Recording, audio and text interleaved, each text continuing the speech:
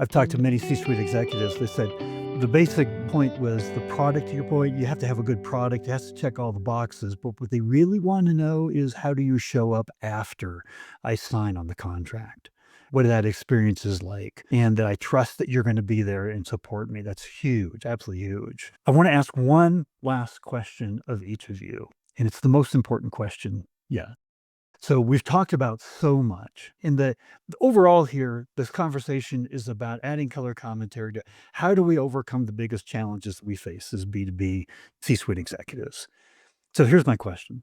If there was one thing that you wanted other C-suite executives and other leaders, go-to-market leaders that are watching this today to take away from this podcast, what would that be?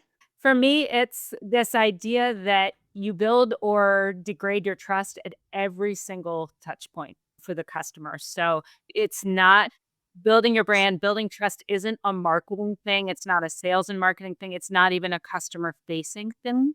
But if everybody isn't as interested in the customer, doesn't know as much about the customer and why they're in business and working toward that same goal, then you're not going to create the experience. You're going to lose folks.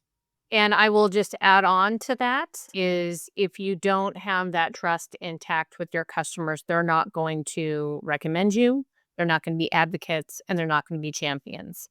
And if they are some of your greatest your salespeople, then you've compromised even the short term and the long term because you don't have customers that are willing to help you.